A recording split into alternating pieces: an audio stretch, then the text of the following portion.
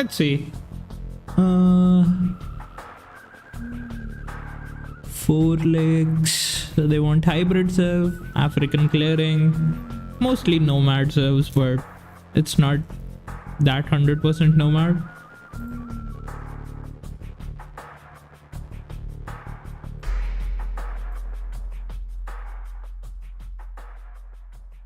Land madness. You want two archer serves on the flank, two pocket serves.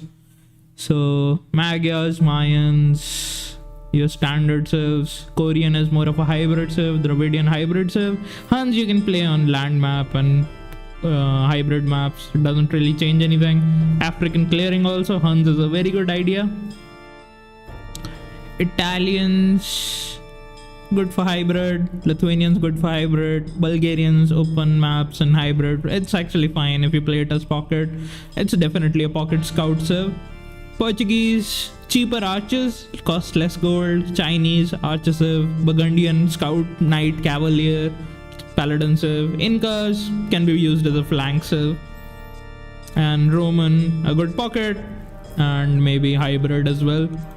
Ethiopian, definitely a flank serve. Japanese, definitely a hybrid flank serve. Frank, Slavs, good land and hybrid. Berbers also good hybrid. A really decent draft. I think the only big one for me is Goths. Goths doesn't fit on both of these maps, so it's definitely being played on African clearing. But the issue with Goths is the start is really slow, so you have to make sure you don't die. Georgians are fine on, I think, all three of the maps as a scout serve, so it's a good pocket serve as well. Bohemian is totally fine, so no big weak serves. Like the only issues I would have is probably with Romans, it doesn't really fit anywhere, and Goths. The rest of the serves fall into most of the maps available.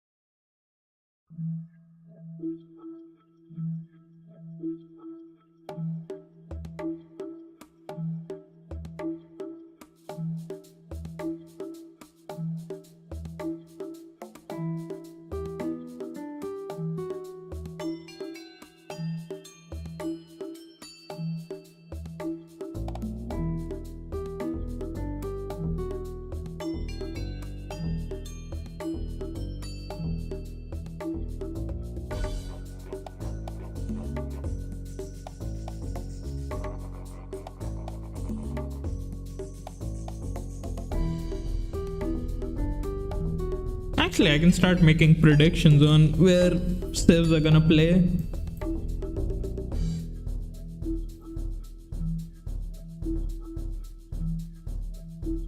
Let's see.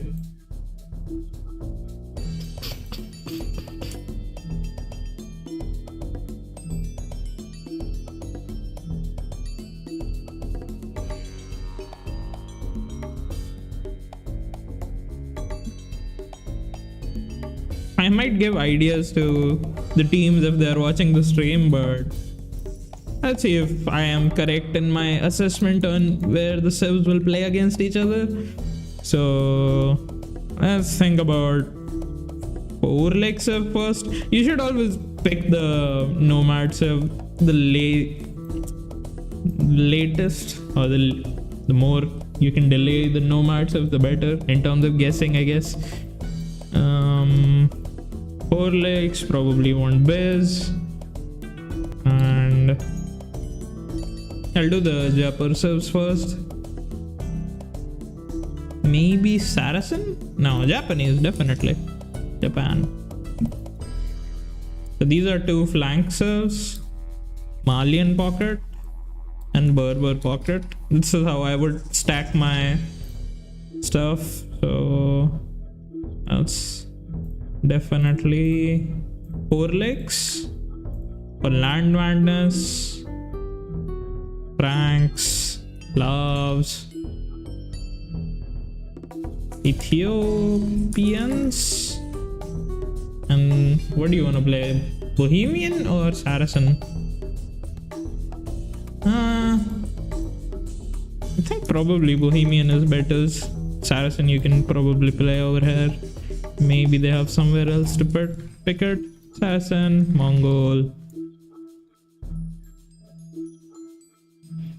Hindustani,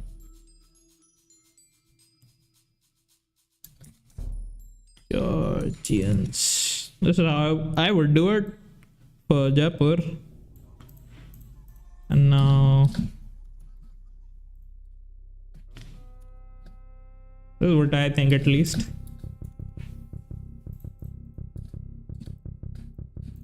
No, my bad. For these guys, start with 4-leg civs first. Italians, Lithuanians,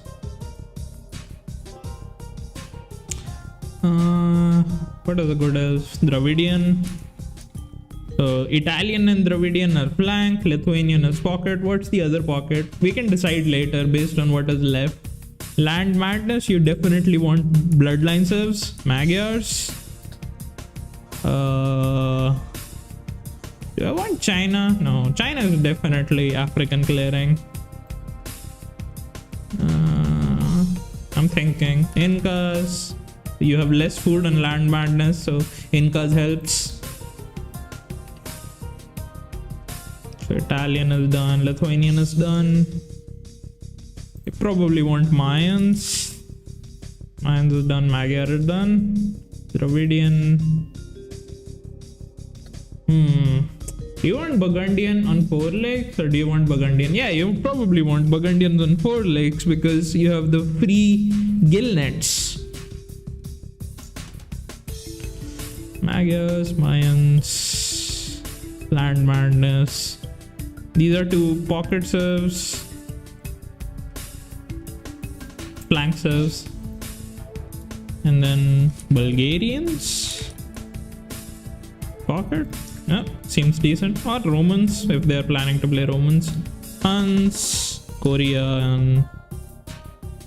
and Portuguese / Romans. This is, I think, what the matchups we should see, in my opinion. Since they are not starting the game. Let's check if they're starting the game. AOEPL. So they have not hosted the lobby yet, so I can decide, because I have to kill a lot of time until they actually start. This is something I've noticed in this tournament, that people take a lot of time to start the games, and they like their sweet ass time between games as well. So I'm killing time providing entertainment. I have the Civ matchups, what I assume should be what these guys should play. Maps.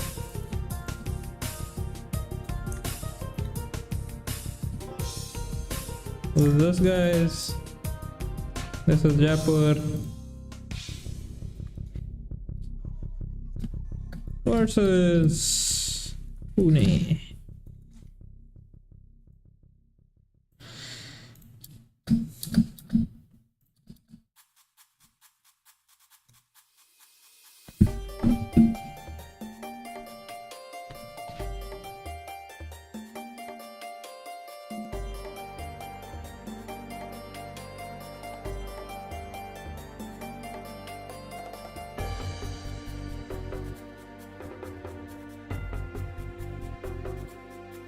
I think my assessment is correct.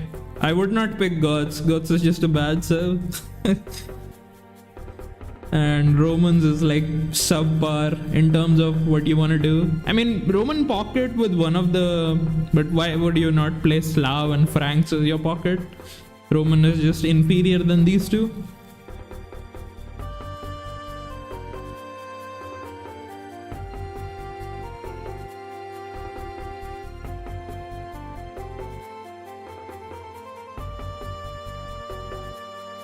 I'll keep checking if they're hosting the lobby. AOEPL. Hopefully that's the name of the lobby. I'll ask the admin for the lobby's name whenever they start.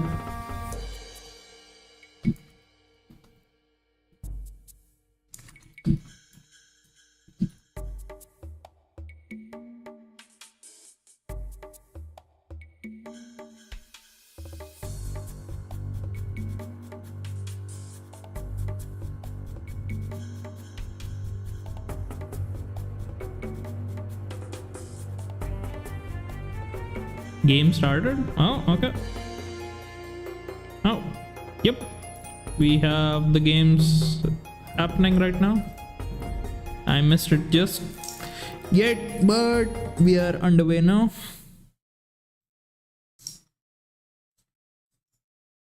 Let's assume. So they did not pick the civs I was assuming. They want to play gods over here.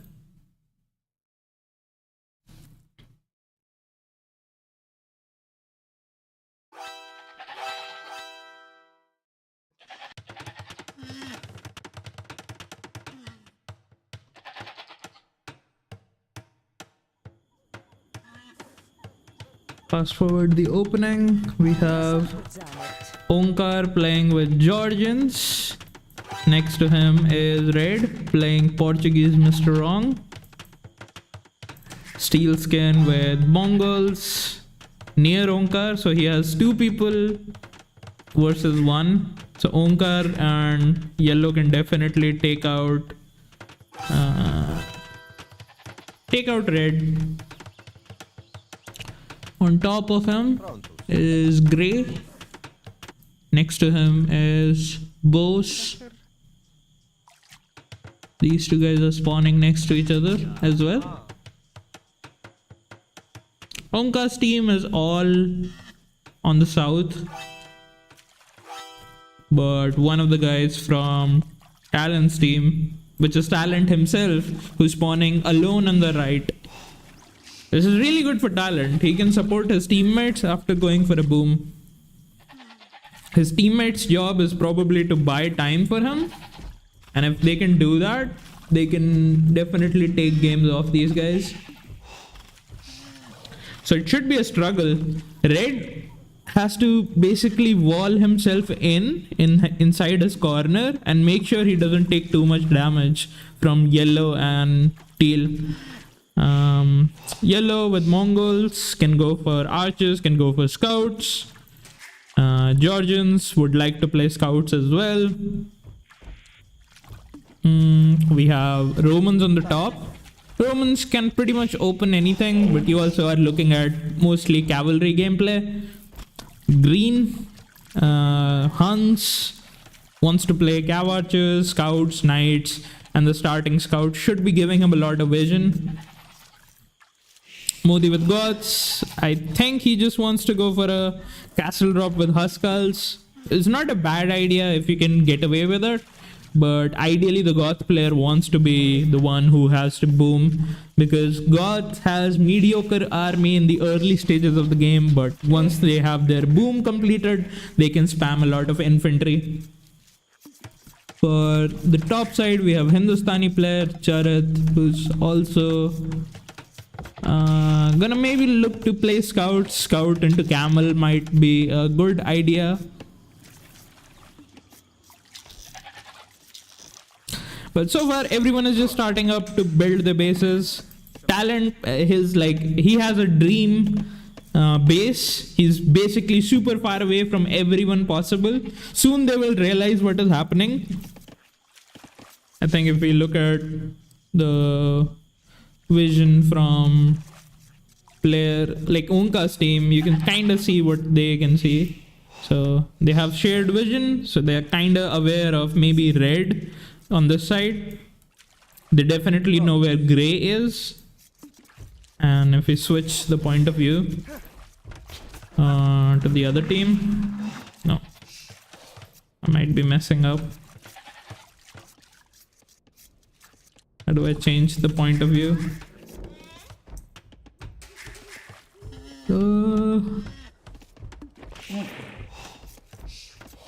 Alt T, Alt F.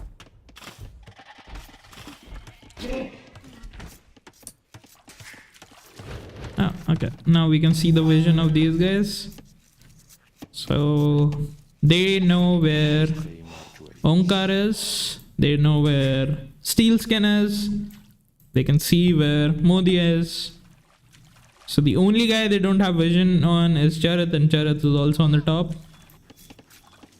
Talent might be going for scouts, but he has 4 on word. And so far he has the village lead, 19 villages. Pretty far ahead. The team is 5 vills ahead thanks to the Chinese bonus, plus everyone looks like they're gonna have a decent start. Onkar getting loom. I am curious about that decision. Ideally, you never wanna get loom when you're playing a nomad map, but looks like he wants to get loom to click up, doesn't want to get drushed or something. Maybe he's assuming red might go for some militias and dark age, or just a bad builder. Any of those things can be happening. I'm not 100% sure what that loom was about. Green is the first one to click up. Onkar probably wanted to click up, and if I check the resources, yeah, he's floating 700 food, so he forgot his second building. That's why he wasn't able to click up. He made the second mule cart thinking he would be able to click up, and now that's why he researched loom. You ideally want to research loom before clicking up, but he messed up. He forgot his second building, so now he can't click up. That's why he's floating 800 food. That's a mistake. I'm watching the game. I can see all the mistakes, man. Talent is up. 24 villages. 2 on gold. It looks like a night rush, honestly. And it's probably the best opening he can do. Goes for stable blacksmith and sends a couple of knights and booms behind that. Should be totally fine. Red realizes he's cornered, but he's also doing a really good job walling himself in. As long as he can get some walls up, maybe get a castle in his TC's space, he should be totally fine. Green has a barracks up. Fastest one up to the feudal age. Wants to probably go for scouts. There's the stable on the way. Modi with 2-1 gold, taking a couple of hunt on their team. Yellow is up the fastest. He's completing his barracks. Mongol player wanting to go for scouts. Nothing out of the ordinary. You would expect the Mongol player to play scouts as well. Couple of farms from Braveheart. Not something you see every day on African clearing. It's always just better to take hunt, take sheep, take shorefish rather than farming. But we have someone who's not as confident expanding out for food, so he's starting to farm already. Could have sent villages to Green's base to collect wood near him. There's a hole in Green's wood line. Should be pretty painful if Yellow finds a couple of scouts inside that wood. Modi adding an archery range. So looks like we are going to play archers as the Goth player. It's not on my bingo card. Not something I would have imagined in African clearing of all things, but this is kind of lower elo, so the strategy is suboptimal. I won't be that unhappy with it. Stable market for Onkar. Onkar's uptime is slightly slower than Talent's. He is also abusing the market, or using the market, as some people are not the biggest fan of the word abuse when using the market. Braveheart brave to venture out, exactly. Not the most confident in his ability to protect his villages. But so far, he's going for stable blacksmith and might be the third one up to the castle age. The farm strat might be good enough if he has the resources to click up, which he has. Yeah, he has the resources. He has to make sure he doesn't take damage. Yellow scout will find a couple of shorefish villagers. They might go for some damage. Green is gonna get his wood line harassed. Modi, the god player, is going for the wood line. He is finding the hole. Has to quick wall it inside. The archers will go in and do damage. Meanwhile, one villager died of Braveheart. The scouts are going away on the other side. Onkar is going for castle age. Villages are being stuck against the mule cart. Thanks DE. Talent basically untouched fast castle, is making a couple of knights, adding the second TC, getting the second wood upgrade. This is the best possible start he can hope for. And if he sends his knights to Onkar, this should be a lot of problems for him. Where the action is happening, Green came back, cleaned all the archers from Modi. He hasn't taken that much damage. Green still has a lot of scouts remaining, which he can use to push away yellow scouts. And meanwhile, Charit, the Indian player or the Hindustani player, is gone for a fast castle instead of making any military. Market blacksmith instead. Maybe he's gonna add a stable and make a couple of camels after that. And Bose is adding villages to stone. Probably wants to secure a couple of his farms against the archers. Scouts getting more value. Archers from Modi are without any spearmen, so the scouts are eating them up. Onkar adding his second TC right now. And Talent adding his third TC right now. Talent made a mistake, sent all his knights. I mean, it's not the biggest mistake, but he's sending his knights way too late. He didn't capitalize on his advantage of getting to castle age fast. If he sent his initial knight to harass, he would have been idling his opponent much faster. Right now, he might find more damage or win straight up fights, but he's not getting any economy damage, which he would have gotten if he sent these knights one by one earlier. Meanwhile, the other thing that is happening is Onkar is up. He's sending... So Onkar is doing the correct thing. He's sending his knights to harass the enemy's economy. He sent them one by one, and that's enough. Talent actually did even a better job. He realized that if the red can make a castle on Onkar, it will slow him down a lot. And Onkar is like the only one in the opponent team who's in castle age making knights right now. Charit meanwhile has started to boom, is gonna send a couple of camels on the other side. The castle is going up and I don't think the castle is gonna get stopped anytime soon. Onkar trying to fight against Grey's Knights while he's getting castle dropped. Talent was just securing the space for the castle. Now he's gonna try to raid woodline of Onkar. If he realizes, does Onkar realize? Onkar realizes as well. He's gonna get one villager and he's gonna run away. Braveheart expanding to the middle of the map. A couple of scouts from Steelskin going to deny the woodline of Braveheart. Archers from Modi helping out a little bit, and the camels are pushing away the knights of Braveheart. Braveheart under pressure, 3 players are on him. Onkar under pressure, 3 players are on him. So yeah, looks like the corner guys, Modi might take a bunch of damage. He has not really walled his base, so the scouts will get in and do a lot of damage to his gold. Bo sees it, goes to attack the villages, will get one, maybe. Isn't single targeting the villages. Got 1 villager and is maybe gonna get 2 villagers. That's it. That should have been 4 dead villages, but he messed up the micro. He should have been targeting 1 villager at a time rather than trying to kill everything together. That would have given him more advantages in that fight. Monks pushing away Talent's knights. Talent is not really harassing or trying to go for the kill. He's mostly expanding his economy, and if you look at the village count, he has a massive lead over everyone else with 55 villages in the game. Raid 2 town centers, making a couple of organ guns. Onkar on his last legs. He's getting pushed off the main town center. He might even get pushed off this town center as well. Talent making sure he can track some of the villages which are escaping. Maybe he did not see them. Mr. Wrong just harassing this TC. Eventually is gonna take it down. Organ gun, not the fastest unit to kill the town center, but it will get the job done. Eventually the TC will go down.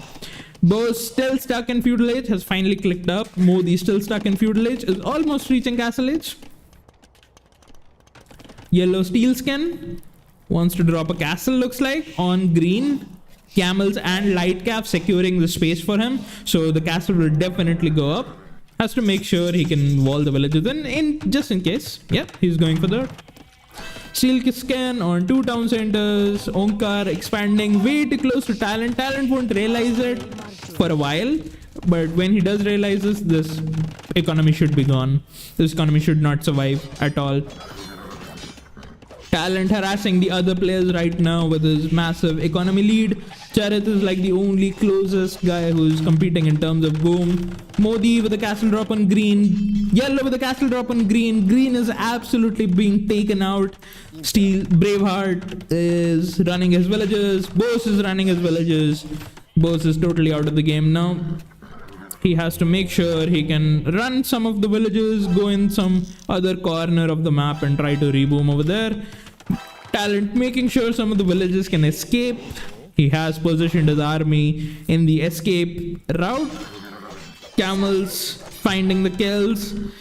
He's being escorted maybe. Not paying attention. Bose can make an escape. He can just collect the villages on the other side of the map and reboom on the north. He has to abandon this entire area. When you're running away like this, you should definitely try to delete all the farms, because the opponent can steal your farms if that's the case. 30C being added by Charit. A monastery has been added by Onkar. Onkar's job probably should have been to try to slow down Talent. Maybe like a forward monastery, some monks, some siege. Like, he's totally out of the game. He cannot contribute anymore with the boom. Mr. Wrong with 2 town centers, a couple of organs, couple of mangonels. It was just destroying the town center of Onkar. Onkar's economy in the center is also being raided by Steel Skin. No, this is Braveheart. I keep mixing these guys up. Modi will probably try to boom behind the castle drop, which is exactly what he's trying to do. But the issue with this is the biggest boomer of their team is a Chinese player, and the Chinese player, if he can get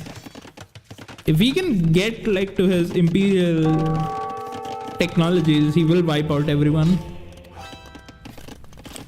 Mr. Wrong is still gonna harass Onkar. Onkar with the church defense. He's made 3 fortified churches in the same area, hoping that it will stop the push from Mr. Wrong. Mr. Wrong is on his ass. He's not letting him go. Steelscan trying to catch up in the boom. 3 town centers working for him as well. 3 town centers for Modi, 3 town centers for Charit. So everyone in Onkar's team except Onkar is on 3 TCs. Braveheart adding a 3rd TC a little bit further away from the action. Steelscan is switching into Mangudai. Couple of camels. They have gotten the north side of the map. The 2 players, or the 1 player who has to run away. Bose is doing the correct thing. He's expanding to the back of Talent's base so that he doesn't get hit. And Braveheart should try to keep making knights to raid and slow down the opponents. Churches can be annoying. I don't think Talent is gonna take any big damage, but he should definitely be trying to get a defensive castle. So a couple of villages on stone, castle defensively should shut down everything in its path. The slow push from Onkar shouldn't work anymore, but Onkar's job is to buy time for his team, which is what he is doing. He is going for the monks in siege, and he is doing that. Yeah, Bose's farms were almost getting stolen and he deleted all of them. So Bose kind of realized what is happening and he immediately deleted all his farms, which is a really good thing. And Onkar, if he manages to hold on and make enough panic out of Talent, because look at Talent is like panicking right now. He's getting light cap. He's not 100% sure how to deal with this.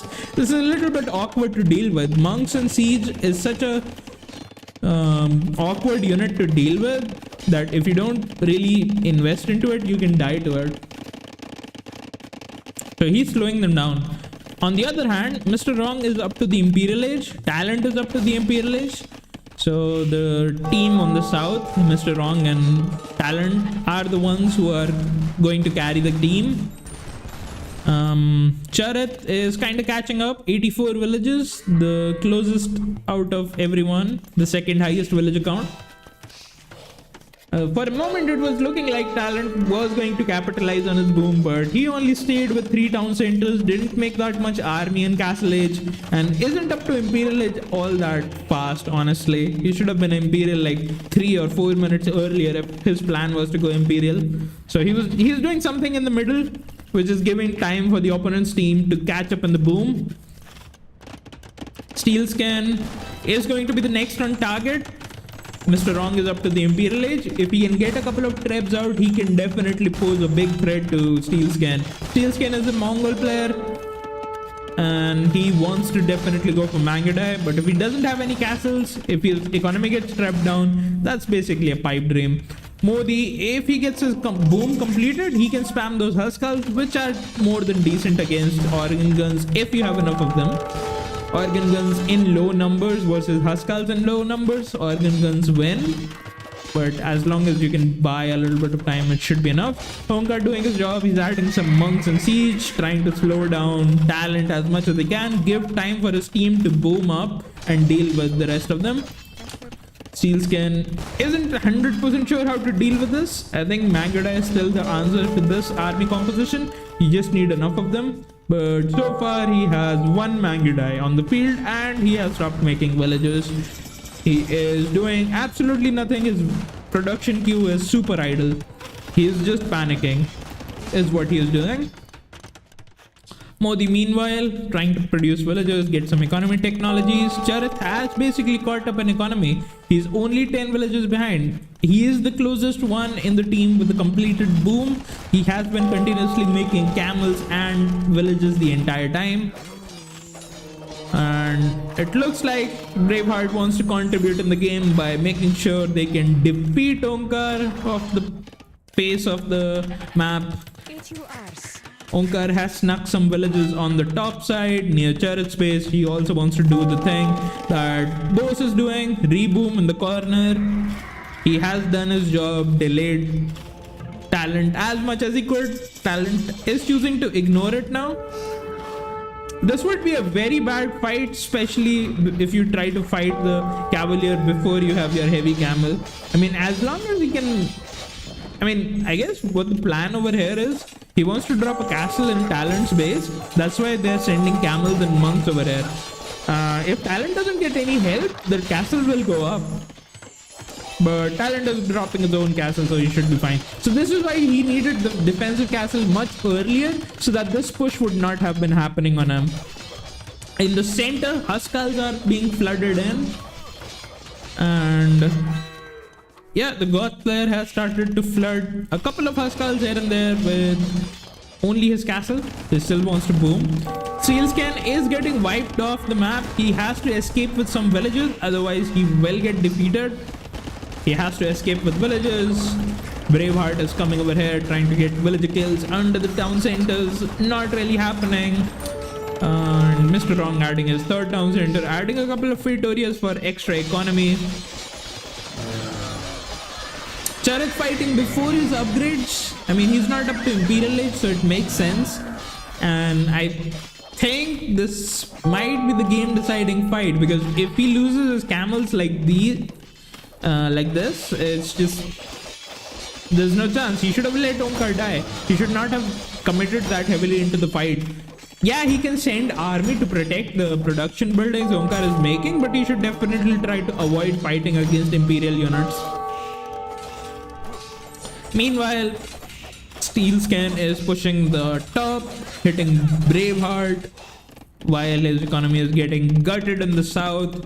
He's down to 42 villages. He was the first one up to the Imperial Age in their team, but it's not really working out for him. Modi and Charit are going up to the Imperial Age. Omkar will try to reboom. He's adding as many TCs as possible.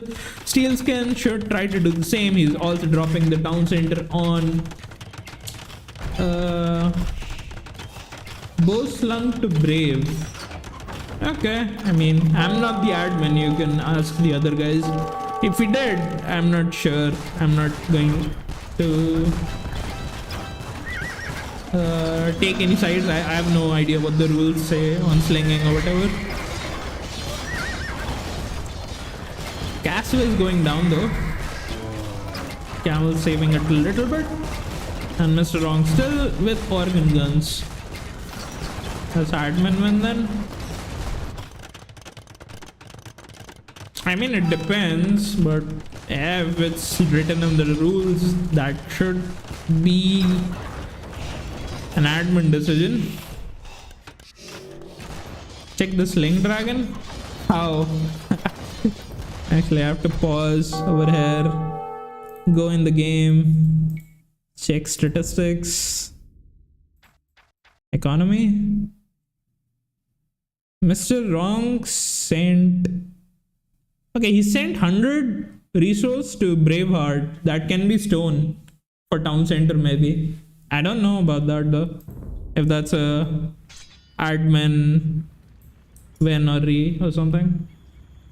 Statistics? I don't know. It's only 100 resources he sent to Bose.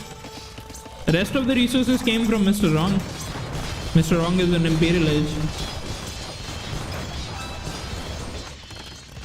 I don't think 100 resources matter as much anyway, but I don't think it's an admin one, but yeah, I'm not the admin in this scenario, so I don't have that much to give as an input.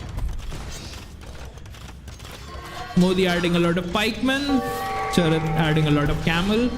Camel, Huskal, pikemen might do the job actually, as long as they can survive, which is a big if. Bose is taking a little bit of time to come back into the game, but he's also playing cavalry. Cavalry is really bad against camel and halberdier, so he's not going to be able to contribute as much more than what they have already gotten. He should have definitely played cav archers instead.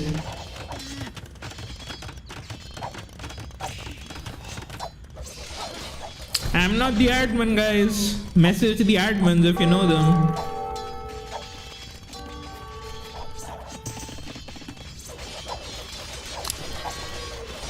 If you have an issue, I'm just the caster.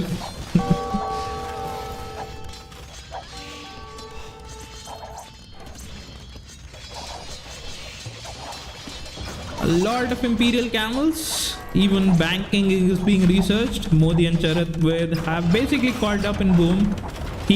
Charit has more population than talent. So if they fight right now, they should be able to win.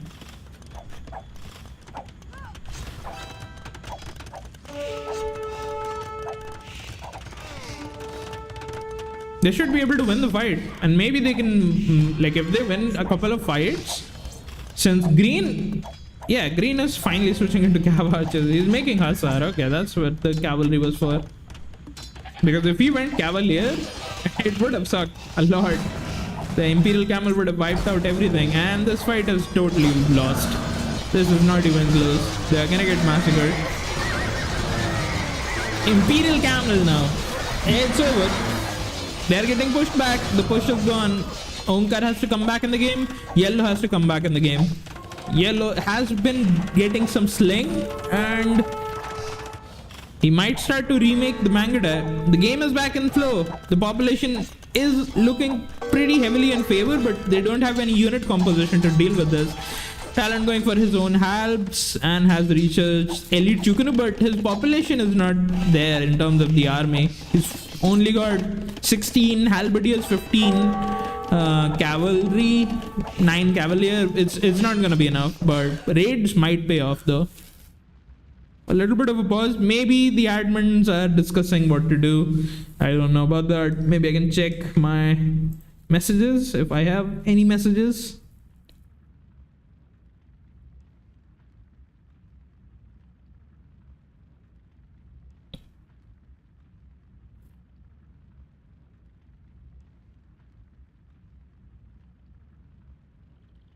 So far, a little bit of a back and forth game.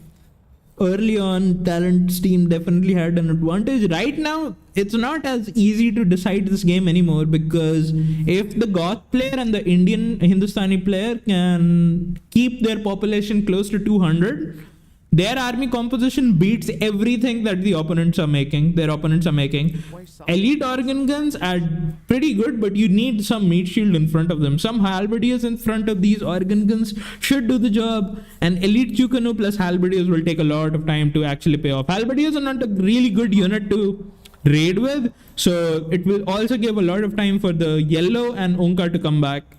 All they have to do is make sure they don't get raided, which is exactly what is happening. Green wants to raid with a lot of light cav. Imperial camels should try to defend the economy. Imp camels never came, I guess, in our game. Oh, in our game. I mean, what can you do? People forget to click upgrades, I guess. Is it still pause? Looks like it's still paused. I mean, his population looks pretty healthy. It's mostly on these guys to come back. If they can come back fast enough, like he is floating 1,000 gold, which he can use to buy food and wood to keep booming. Steel scan should be continuously making, like, this should be fully queued. He should be making castles and making Mangada the entire time, trying to get up to 200 population. This is exactly what everyone wants to do when they're in late game. The queue from Talent is looking mostly, he wants to play light cav and halberdiers.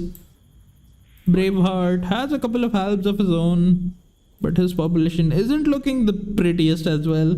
He has a couple of pockets of villages all over the map, but not enough economy. I'm seeing like 6-7 farms. This is just like not enough. Elite Mangada clicked? I don't think so. I don't think he has. Let's check actually. There's a couple of Mangadas there. He just has Bracer. He's getting ballistics and chemistry right now, so it's definitely not Elite Mangada.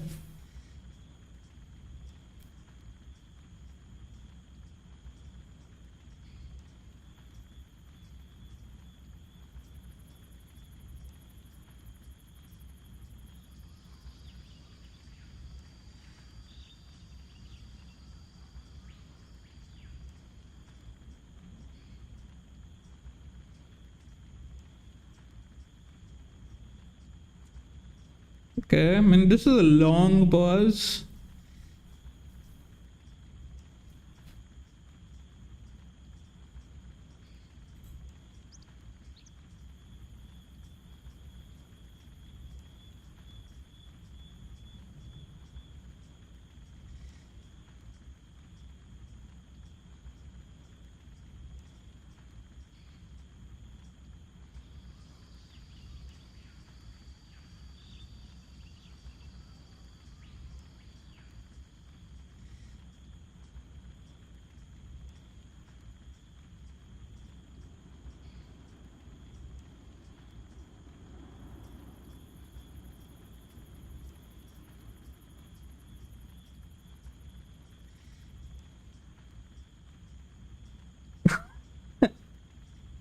Admin one? Lol.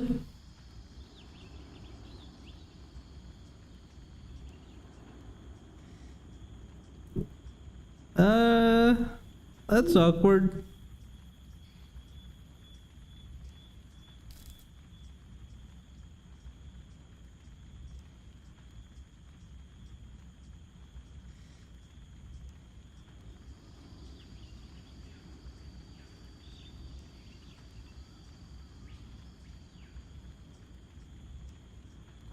Looks like it's an admin one. That's awkward. I mean, I wouldn't say the game is over, but the Talents team is definitely in a massive advantage, at least in terms of population. It's just what they do with that population. The effective population is with Onka's team, but Talent's team does have the lead, at least in terms of score. Personally, I don't think it's that big of a lead anymore, but we'll see. If the game was going to continue, but looks like everyone is informing me that it's gonna be an admin win. It's just not allowed. Even if you send 100 resources, it's not allowed. So yeah, people are gonna be angry about this one. But I guess it's just the admins.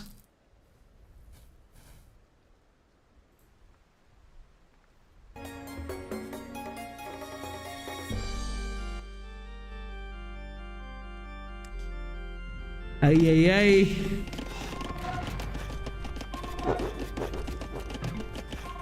Lul.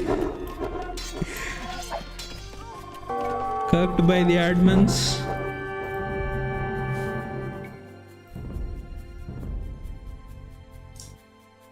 Rip.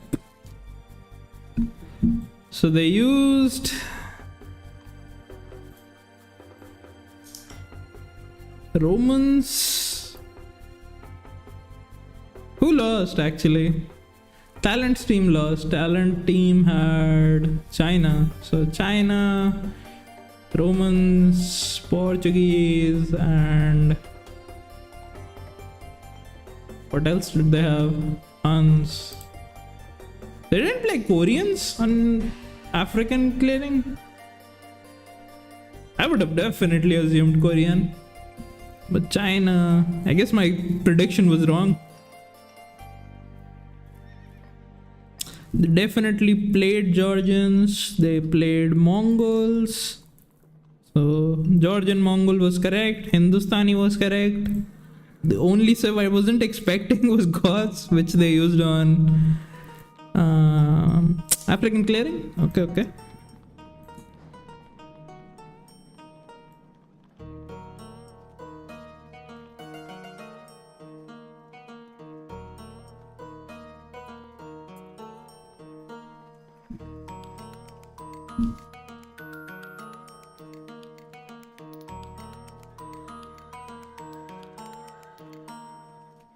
I think the game should have been played a little bit more. Honestly, they could have said that let's continue the game and see who wins. That would have been more entertainment for all of us, I guess, which is exactly what he's suggesting. So any type of slinging done before reaching Imperial will be result in an admin win to the opponent or late discussion of the opponent. I mean, what can you do?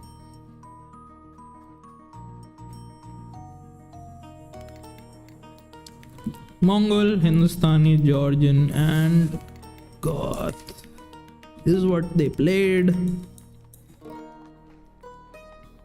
They didn't play Koreans. What did they play? Romans?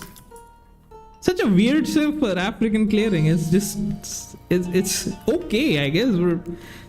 There's no big advantage over there for them. I don't agree with that choice personally.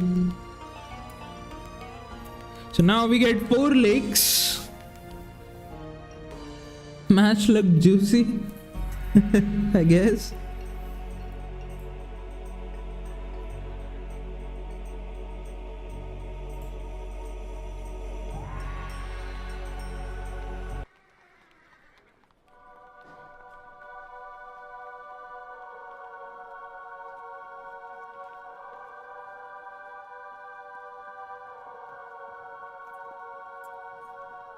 I think the setup for both of the teams on 4 lakes is gonna be insane. So this team lost, which is Pune. So it's gonna be Pune's home map.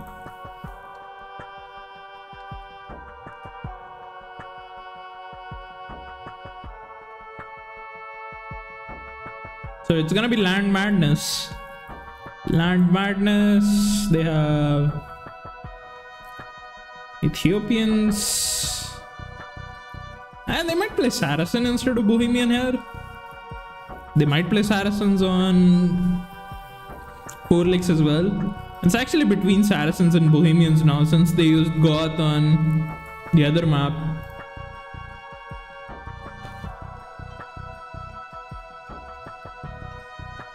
Bose is also in Fantasy League, wants to see who gets the medal.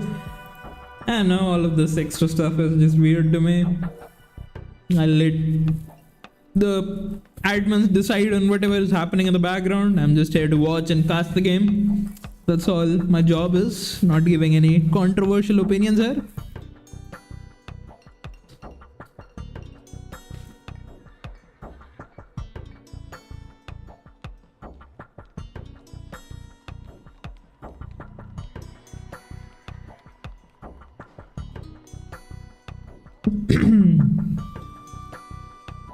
I think my prediction for the Sevs are still correct. They might switch around some of the Sevs though. Pune have really good timings with the Sevs. Yeah, 2 Meso Sevs on the flank also can be pretty strong.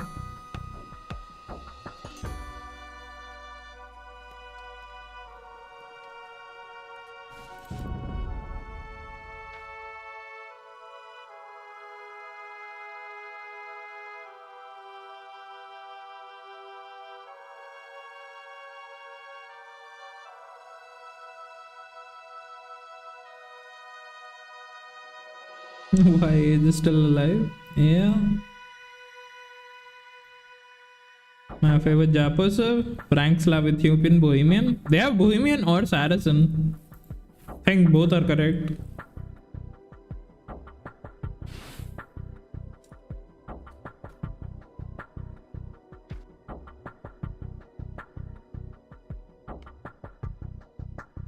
Everyone is in the game.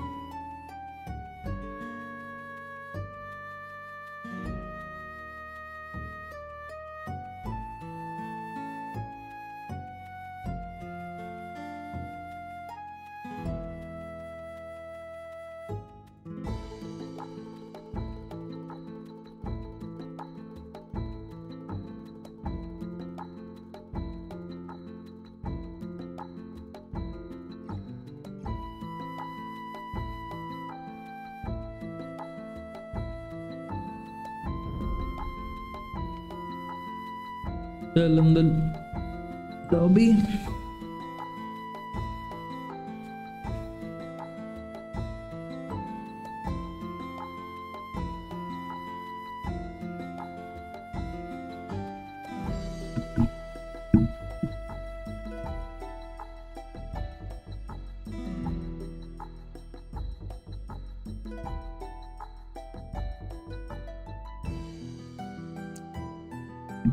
Do Pune have fast timings? Incas and Mayans, Magyars, Bulgarians.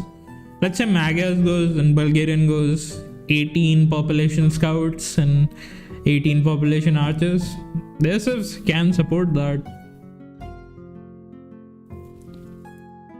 Yeah, but you have to think of it in that case, right? The cheaper blacksmith, but the blacksmith works faster for every single civ. So faster fletching for both the flank players and faster armor for Magyars.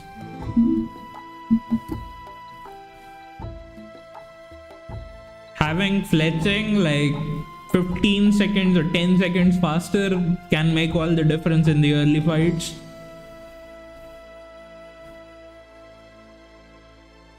I like Bulgarian's team bonus, especially for these fast engagements in feudal age.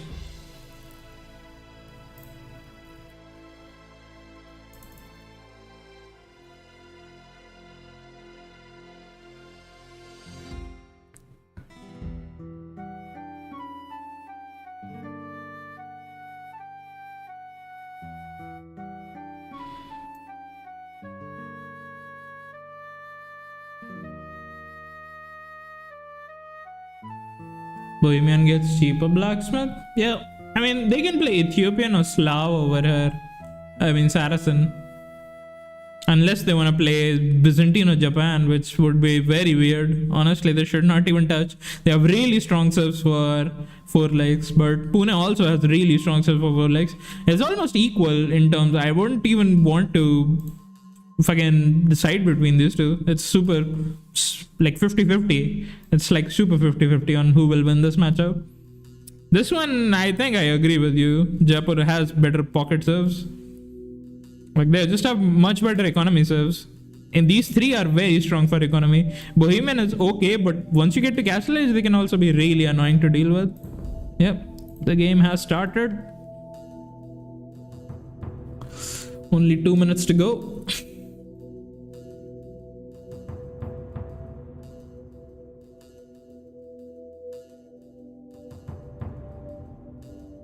Soon the staple still for live games.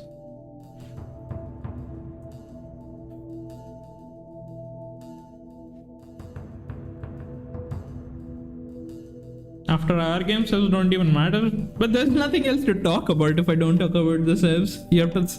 I'm doing my job, man. Let me do my job. Korea is being played. Oh, true. They didn't use Koreans. Koreans and Mayans. So no Incas here. They wanna play. And they're not using Bohemians, they're using Saracen. Okay, so Koreans and Saracens are used over here instead. I would have definitely imagined these civs to be played on African clearing instead. Saracen on African clearing and Korea on African clearing. Fast Castle War Wagon and Fast Castle whatever with Saracens. They have played them over here. So Korean Mayans on flank. Magyars and Bulgarians pocket, which is exactly what I was expecting. Ethiopian flank, Franks and Slavs pocket. Pretty strong. Saracen is meh. It can be fine, but you just have to rely really heavily on market, and early fights are a bit awkward. We should be jumping into the game any second now.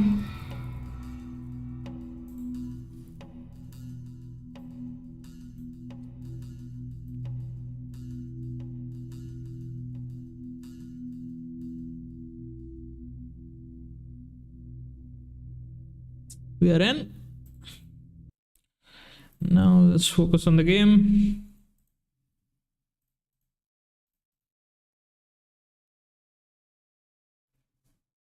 I'll restart it. I don't know how 100% that works. I'll just click spectate with CN. I mean, you can't wall heavily on this map anyway, so having the Saracen bonus isn't that big of a factor, in my opinion.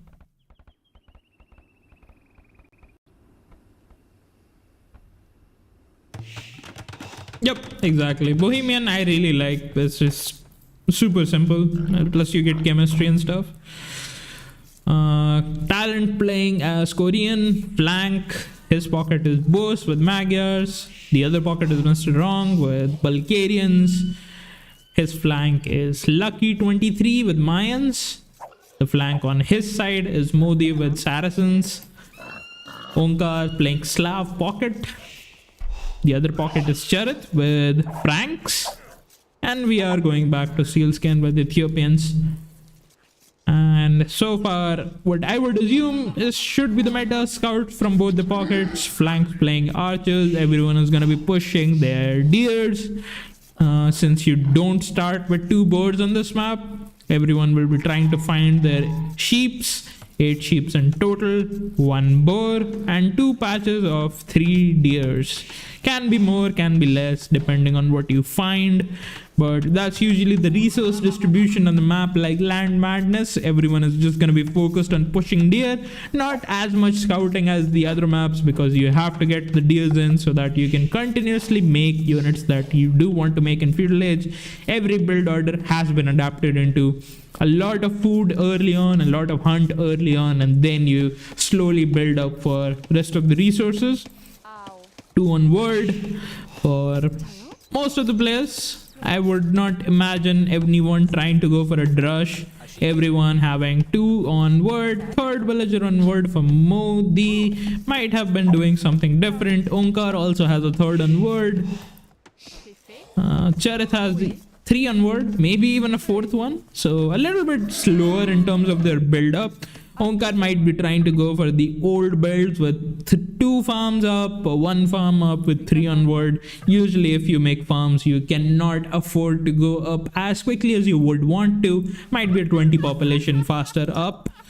Looks like they're talking about something. Slinged again in Dark Age. No, just a little bit of banter happening. Deleted TC. New civ just dropped.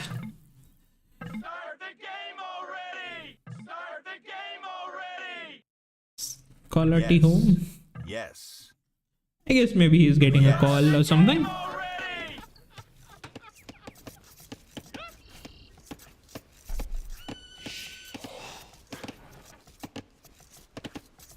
We had Saracen TCs going down, made no difference. Yeah, I mean, killing TCs and killing, like, Saracen bonus, it's not for killing buildings, it's for killing walls. That's what you should mostly try to use it for. Breaking in through walls to kill enemy. That's what most of the purpose of that bonus should be used for. Talent a little bit on food. He's going for the mill. Going for the mill build. Not the best one. Everyone is adding their mills. Around the same time. Charith pushing deer, Onkar pushing deer, Modi pushing deer, Steelscan finding his sheep, maybe he's gonna push these deers as well, going for the gold. Nope, he's just gonna look for his last 2 sheep which are in the front. Meanwhile, everyone adding like mills as flank. Not the best build up, but I guess they're not as used to playing with non-2 boards, so we are seeing mills from flank. In the modern build, you don't make mills, you just make the barracks and the archery ranges. It feels like they're not as confident about that, so they're just gonna not do that and do something else. Modi has left a scout for something. He was afraid of something, and now the deer is going back. Unfortunate. Onkar with 20 pop with 1 farm. So that's exactly what I said. Onkar is like an old school player. He makes a lot of farms in Dark Age. It works. It's not as tight in terms of build order. You won't see the fastest uptimes, but you will definitely see constant villager and scout production. Although deer pushing kind of made him miss his 2 sheeps. He is probably looking for them as well. He should realize he's missing 2 of them, which are over here. Everyone so far has a decent build up. Steelskin looks like he found his 2 sheeps. Talent is going up. All 4 of them have a similar uptime. Player 4 has not clicked up. He forgot to build the mill. Oops. That's a big oopsie. The Frank player without the mill is up really late. Almost a minute later than everyone else. Not what you want to see. Onkar found his sheeps. He's gonna be helping his ally. Lucky is up also, faster than Modi. Everyone is making their barracks. Barracks pretty late for Mr. Wrong. He won't get his table up on time now. Bose with the correct uptime, but I'm not sure if he's able to make the stable. He got the wood upgrade before adding the stable. Now he's struggling for wood for the stable. Finally drops it. Talent making his archery range. I would have made it in front of the berries or maybe in front of the gold.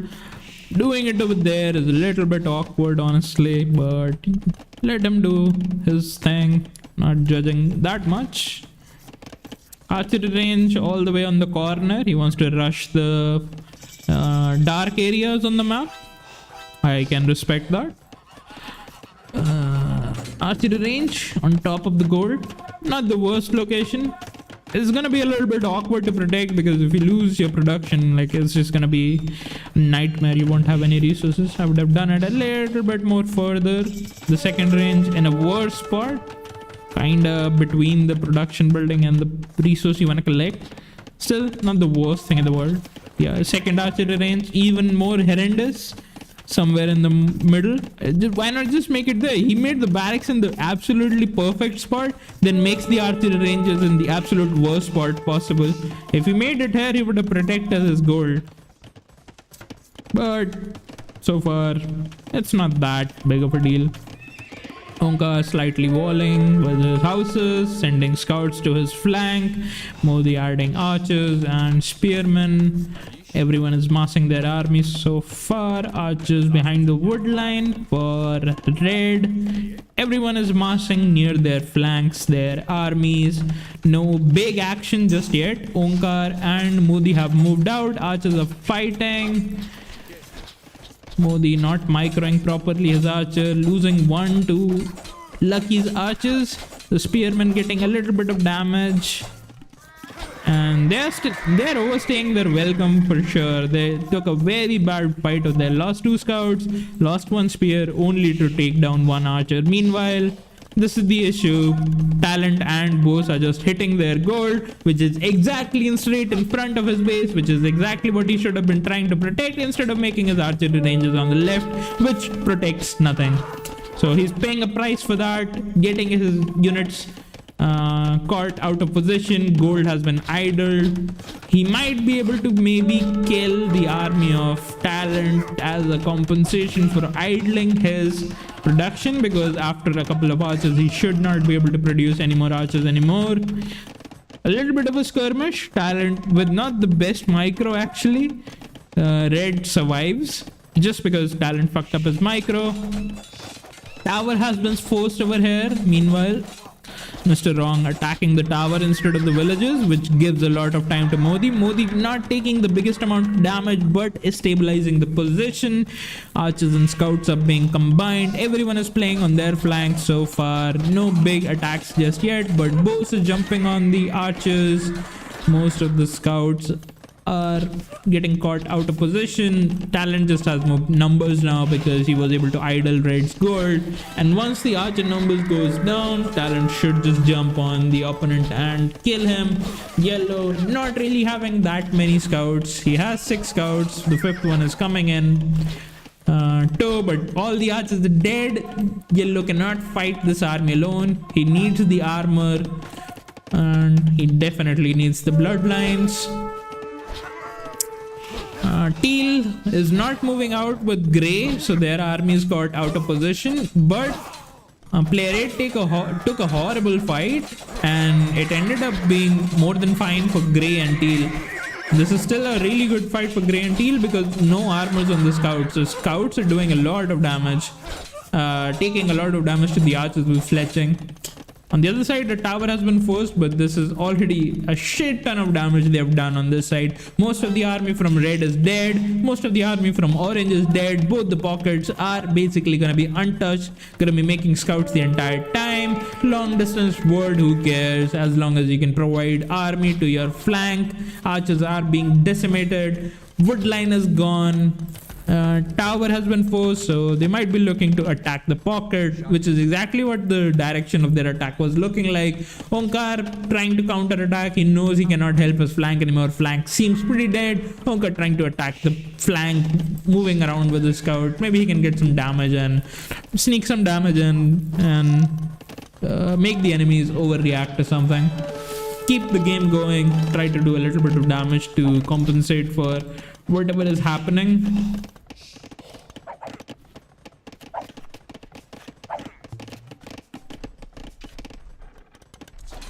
It's looking pretty rough. Both the flanks are in trouble. Grey not really taking any big eco damages. And orange just doesn't have his army in position. Grey's army will be hitting his wood line.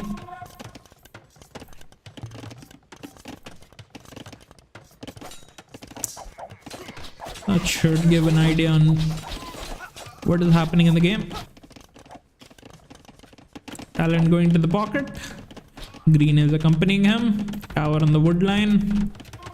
Cannot really fight this army without tower. The farms will be idled. No gold for Frank player just yet.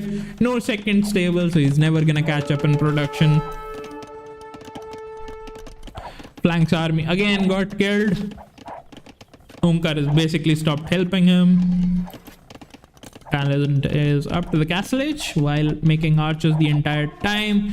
Farms are being idled again. Mr. Wrong destroying the other side.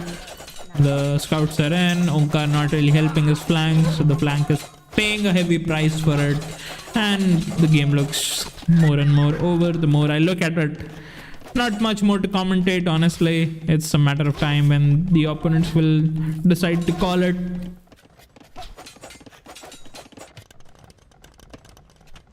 Let's see.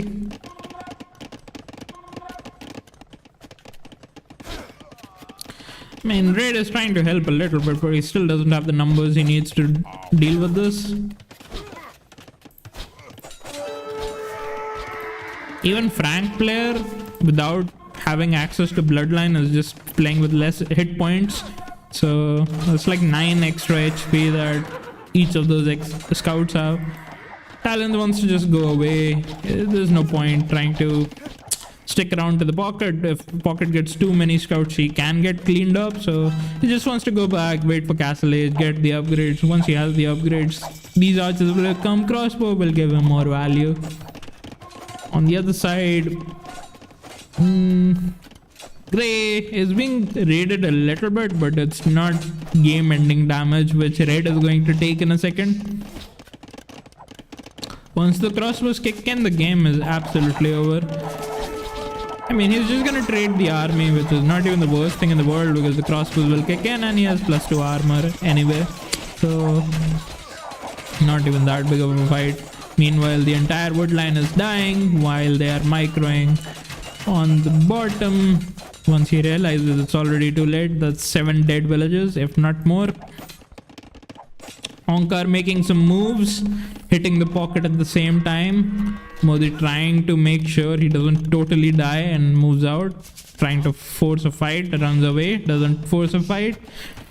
Onkar is the only player who's untouched, playing double stable knights with +2 armor, adding a second town center. Nobody else on the opponent's team has clicked up. I mean, reached castle age yet. But talent just can go to the pocket, go to the other pocket, it just doesn't matter. His flank is completely dead. He can ignore him, he can boom, he can just get ballistics and massacre villages. He should just go to his pocket though. He should not go to the other pocket. It's not gonna give him as much value as he would think it does. Archers and knights are coming to grey though. Mr. Wrong, with too many scouts and not enough villages and gold, is delaying his uptime massively, so Grey is paying a heavy price for it. +2 armor is in, he can just jump the town center. I don't know why he's being that afraid of this. He can kill these archers under the town center. He should do it. It's the correct play. Yep, he's going for it. Meanwhile, talent is just killing the other pocket as well, so it's not looking pretty.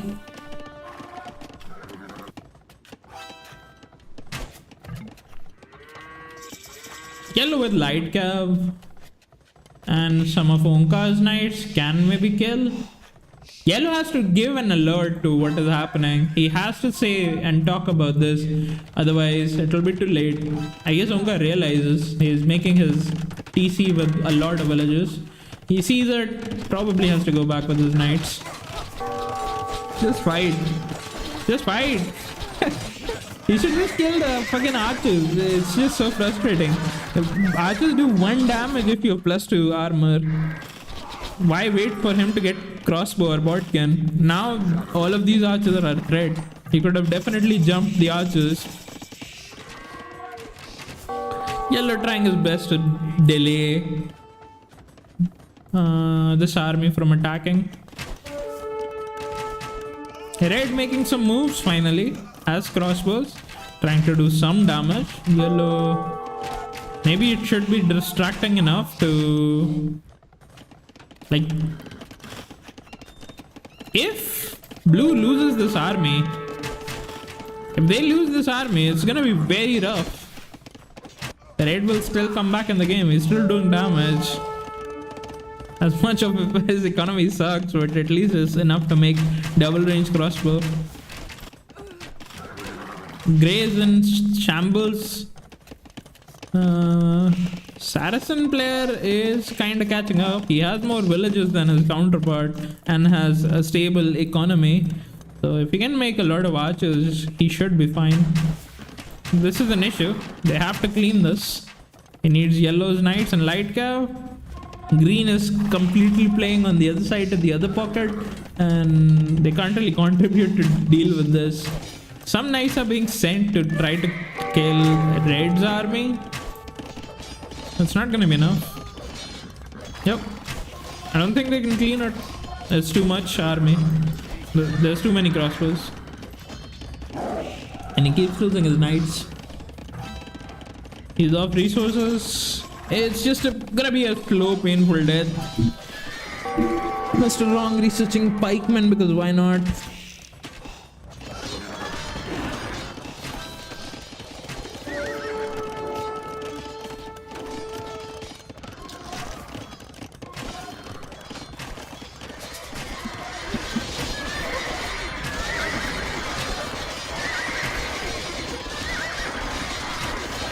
They're not getting the cleanup they needed. It's not cost effective enough. They're losing everything trying to clean this, and still green wins the fight.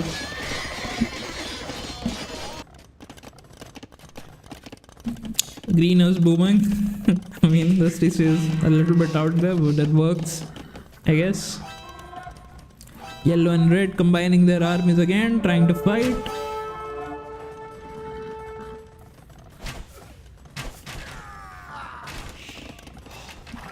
He doesn't have ballistics. I don't know why he's trying to force a fight like this.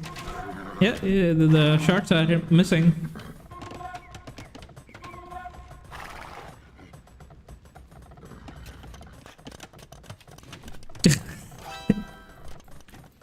What the fuck? Why a castle here? What am I watching? Okay. I guess we play a castle. And now the other side is also coming to Onka's base. Onka cannot deal with this. He's getting pledging for his town center. That's the correct thing to do, but it's sad that he has to do it.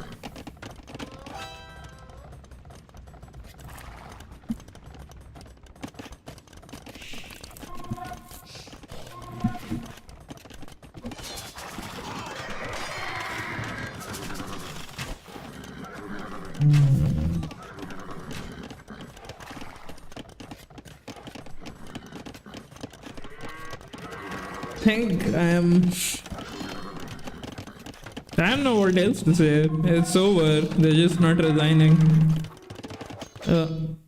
No, it's a sec. It's not even GG. It should be GG. Like, Onka's economy is in shambles. He's 81 villages though. That's the only saving grace. He was up to few castle age, the fastest out of anyone else in their team. I mean, talent was up, but he didn't go up to boom. Start the game already! They're just slowly dying.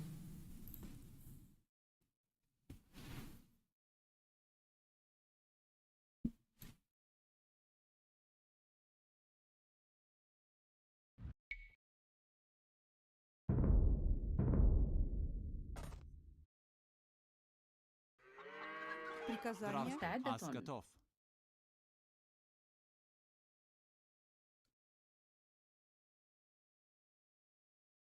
Yes. The game already!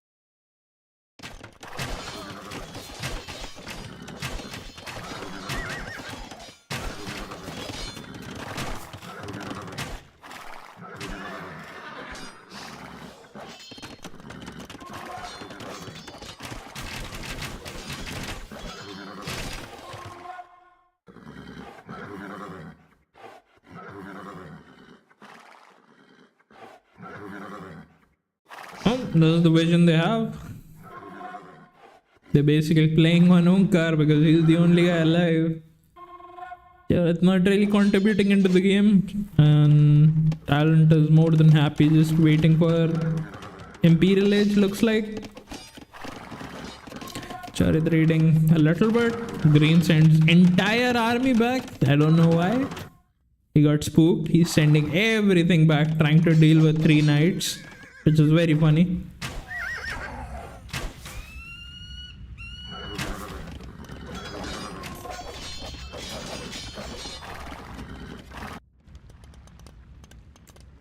I mean, if Blue moves out alone, he can get caught and die to this army. But the funny and annoying thing for Red is he still doesn't have ballistic, so he won't be hitting that much. Modi with a weird ass fucking castle, which like it would have been better to sell all the stone rather than make that castle and make crossbows instead.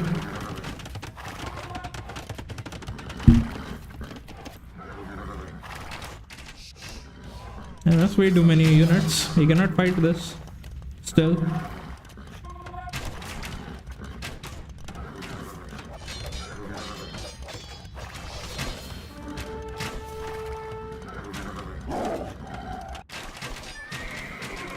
Oops! Green's army shows up. Yellow doesn't have enough knights to deal with this.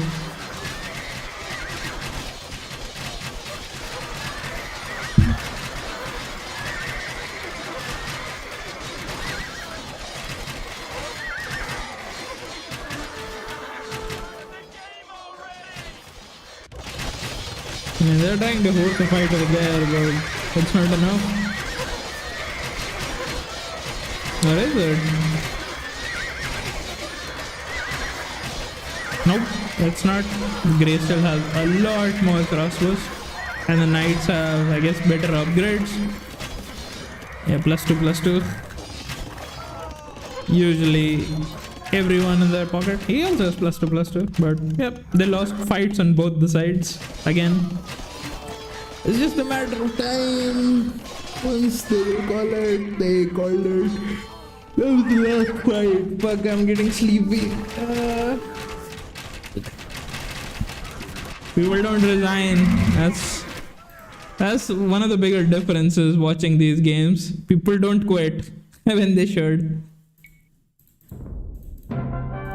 Which becomes boring for me because I have to keep watching the game when I know it's over.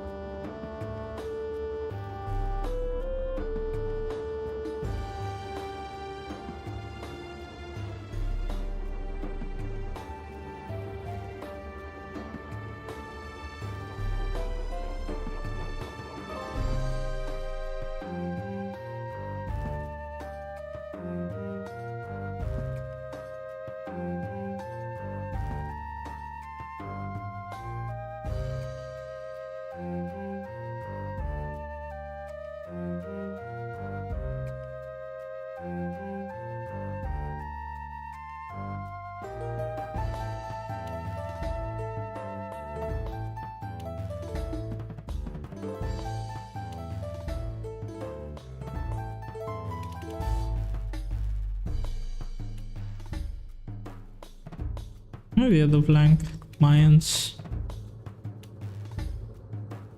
So now we have these forces.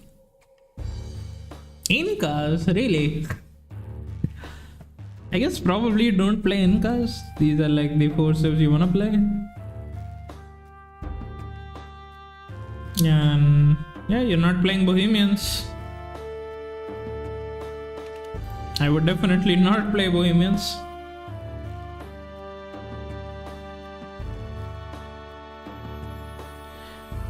Which team seems to be the favorite to the tournament for you, Dragon? I don't know, man.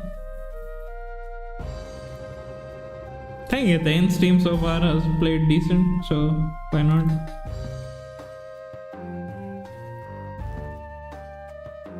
From what I watched, they won 3-0, so I would say them.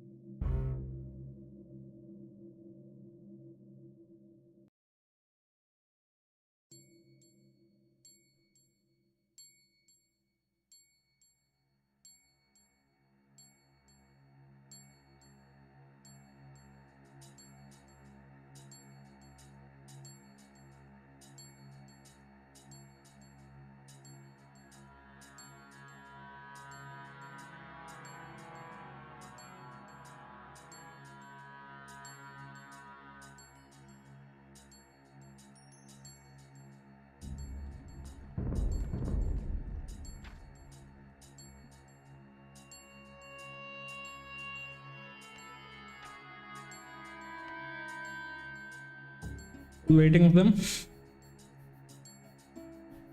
We'll come back in a sec.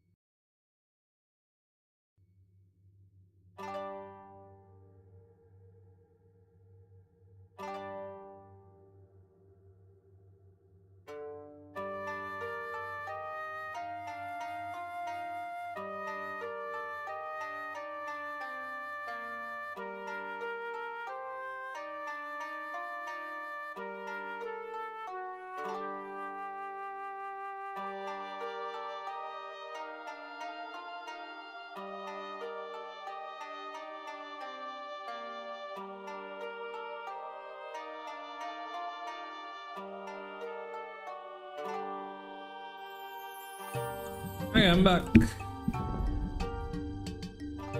Still there in the game.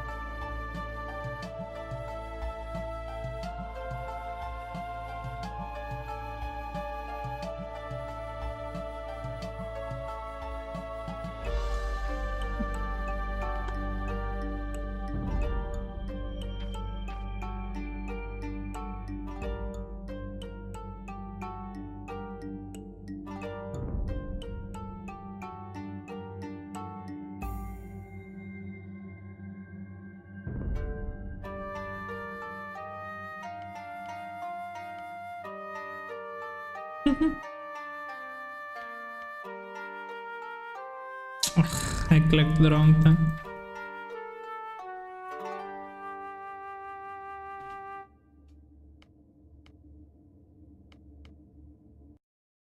Finally. 2 minutes to go.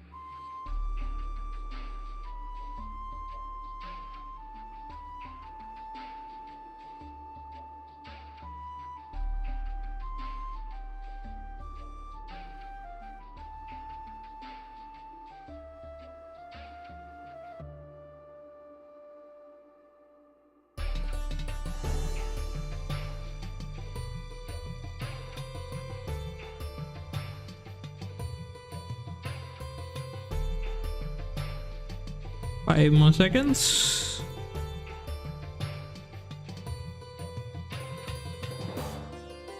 And we're in the game. Looks like my Civ prediction was correct. Everyone is playing exactly the Civ I expected.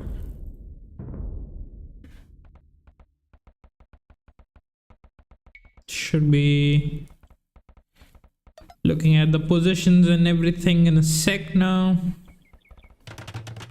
Giving a better idea on what the map and the positions look like for every player. Onkar playing Pocket Malian, his flank Modi with Japanese. The other side we have Berber Pocket with his Byzantine flank. Lots of fish on the corner. Everyone would want to compete for it. Blue probably has to make a pond on this side if he wants to go for the fish. Otherwise, he has to go for the back one, or he can choose to ignore it, which would be pretty weak in my opinion, because you have to do a lot of damage. Lithuanian is the best so far. It's one of the best. I would say Persian is also one of the best ones up there.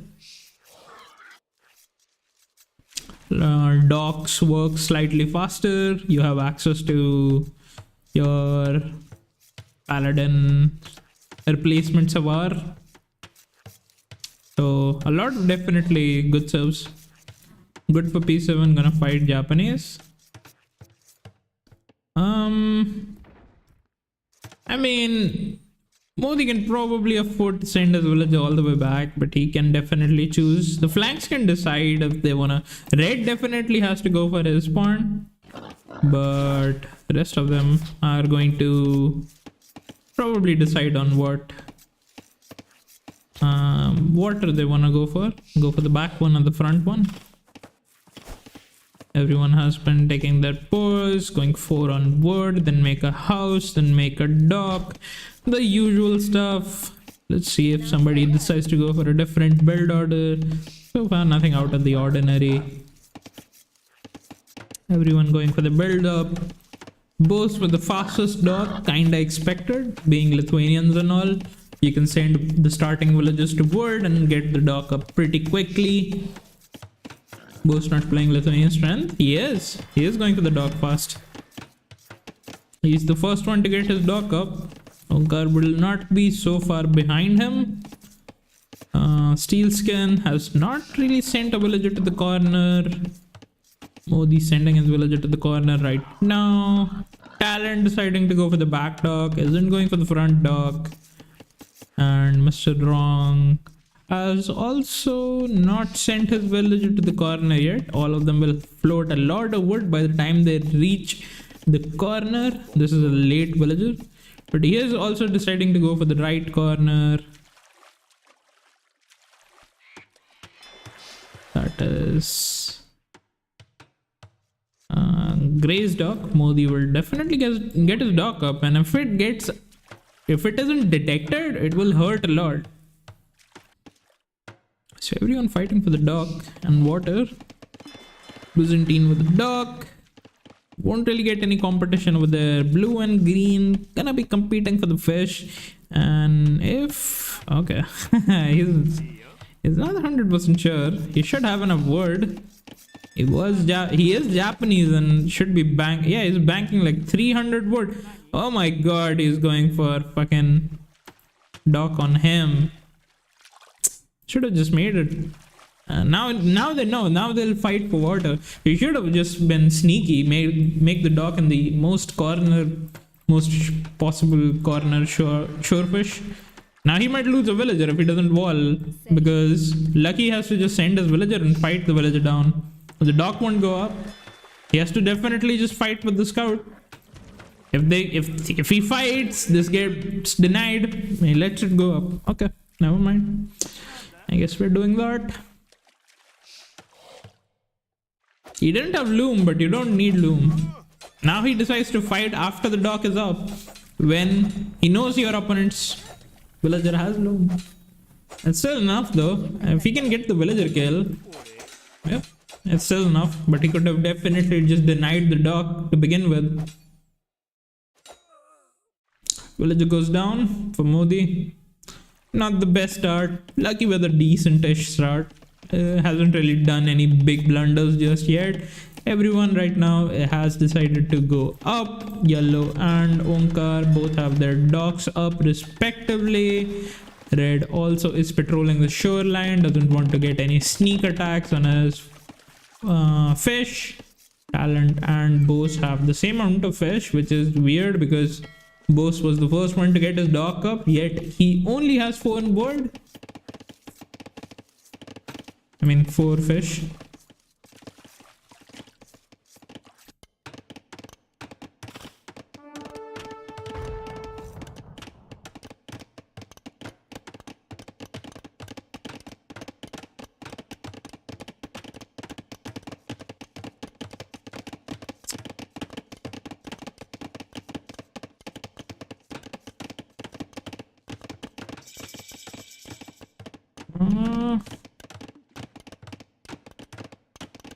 I think something is up. One sec. I'll be right back.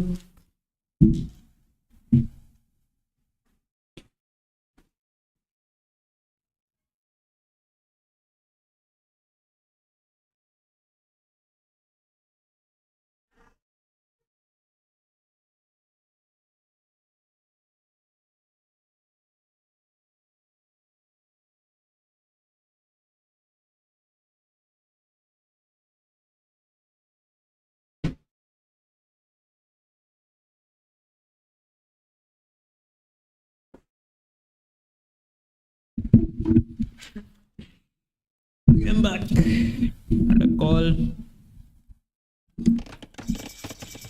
Let's see what I missed. Shouldn't be that much. No, they definitely has to probably try to get another dock up if he wants to compete on water even a little bit. But looks like he's just giving up water. Lucky getting his 2 ranges up, making a fire ship in that. Meantime, only 5 fishing ships. Stable, house, everyone is dropping the stable. All of them trying to get the arches up.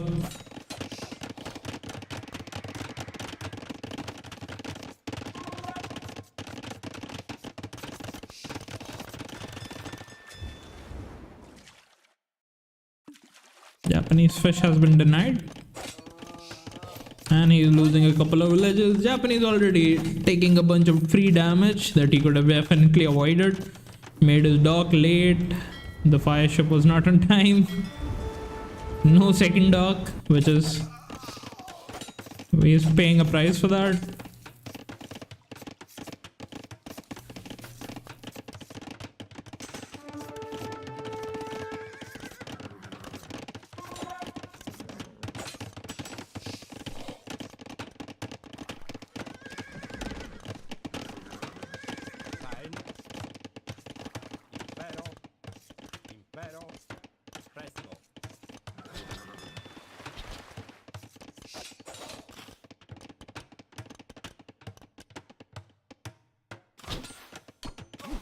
Well, Gelf is getting pushed back. Talent has more arches.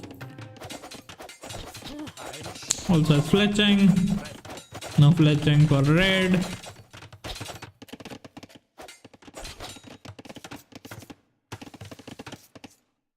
Only 1 dock for Onkar, so nothing really big happening. Yeah, looks totally collapsed on both sides. Both the flanks are dying again very quickly, and pockets won't really be able to help if the flanks are dead this quickly. All the pocket has to do is keep the flank alive, and they're failing to do it. And he deleted the house so that he can jump the archers with his archers, but he didn't have the archer numbers to begin with. And now they're losing the fight because without the archers, just doesn't change the fact you cannot fight this army anymore. Both the flanks are dead again, and in my opinion that is enough to basically decide the game. As long as they continue making army and continue making villages, that should be enough.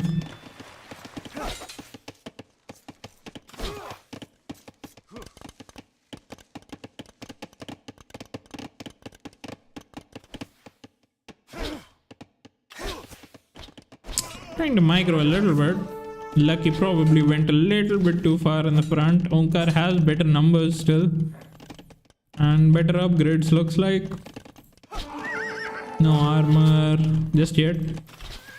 He's getting it now.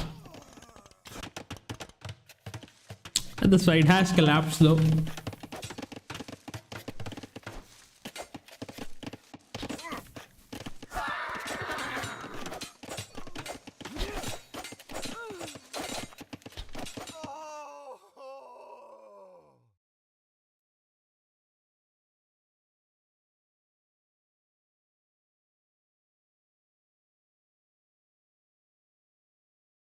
Looks like there's a pause or something. Presto. Boost disconnected.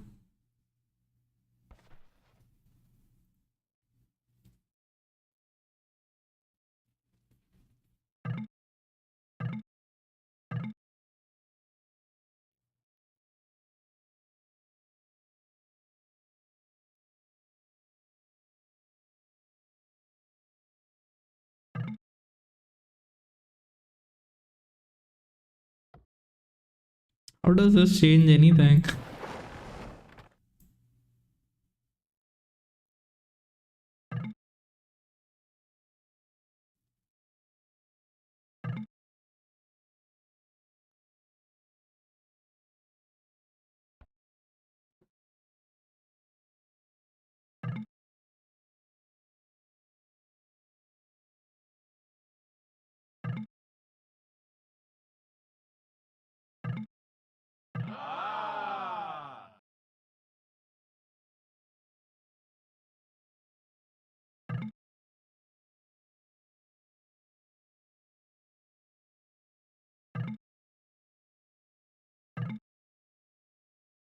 No, it's not trash talk, it's just confusion talk.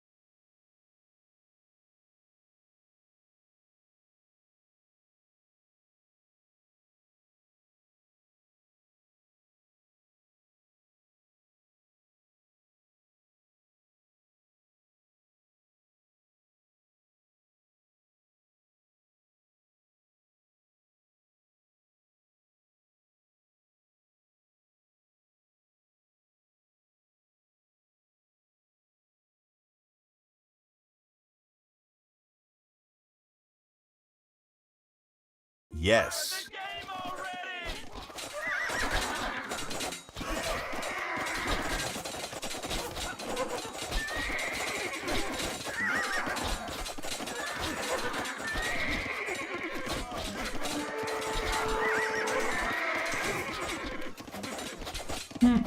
They're finally back.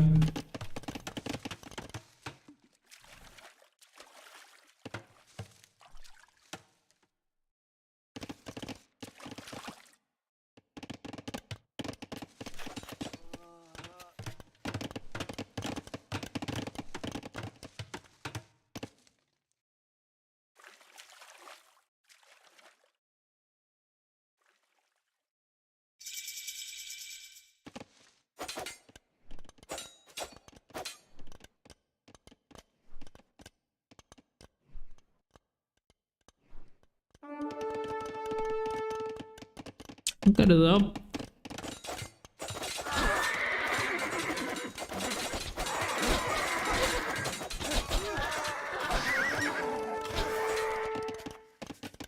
It still shouldn't be the biggest deal, honestly.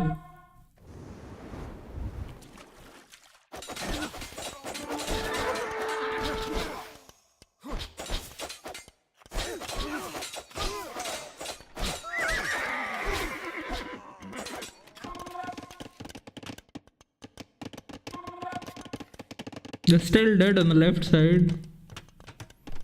Both the pocket and the flank are up at the same time, which is a big issue.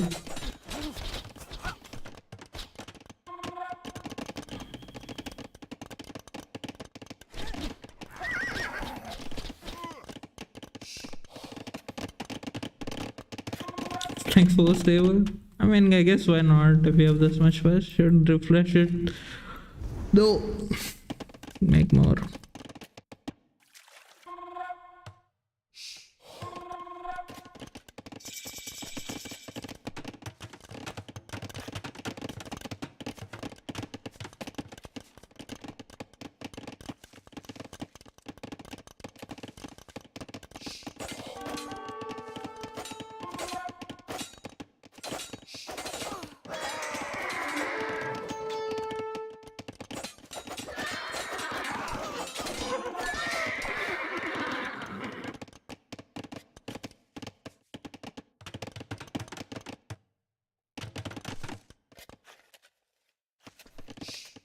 Crossbow light cap going to the pocket, and then they'll go to Onkar again. Archers on the side, trying to do some damage to Lucky, but it's not fast enough, unfortunately.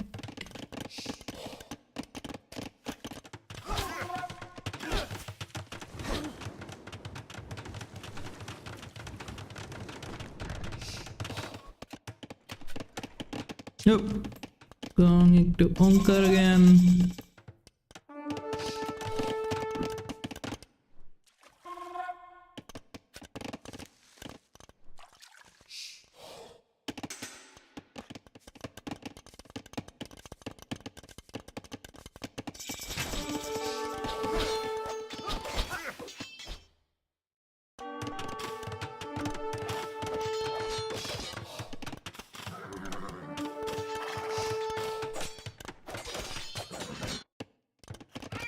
They're gonna keep trying, but 3 of their team members are still in feudal age. It's not looking good. When 3 of your players are in feudal and the entire enemy team is in castle age, something has gone wrong. Still wanna play though.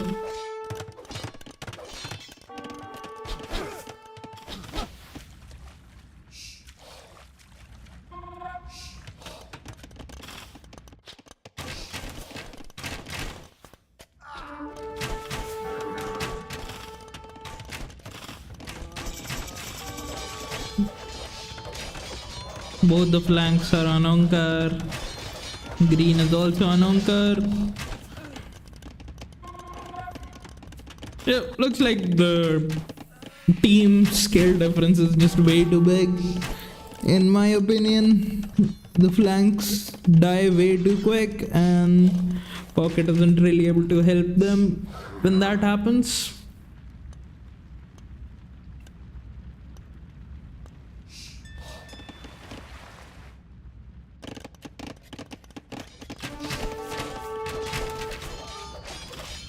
His entire economy is idle. Red is dying again. Green killing him with knights and crossbows. Yellow non-existent with his army. So red is dead. Orange is basically being ignored, but he's gonna die again as well.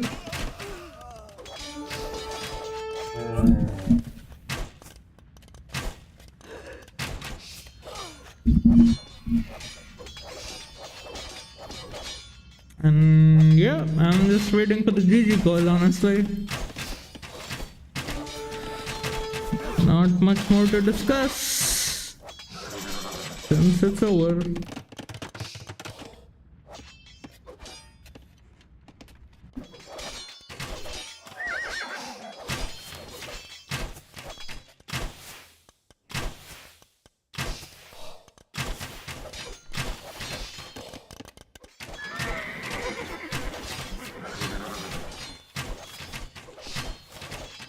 I just wanna try a little bit more, I guess, but fucking difference is way too big. Okay, easy, finally.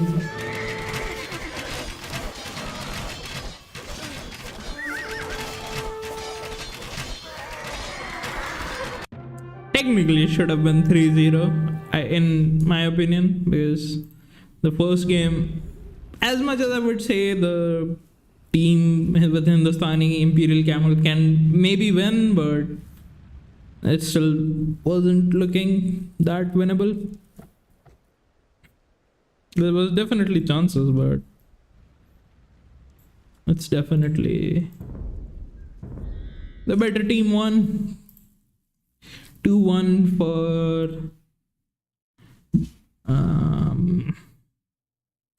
Pune. I think that's it from me.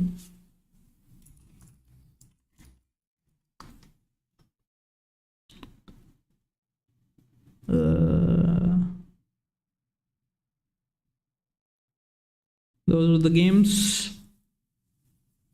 for your Sunday evening. Jaipur versus Pune. Pune kind of swept Jaipur. African clearing was kind of close, but Pune was still winning that one.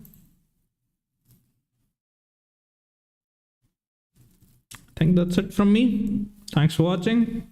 See you guys next time.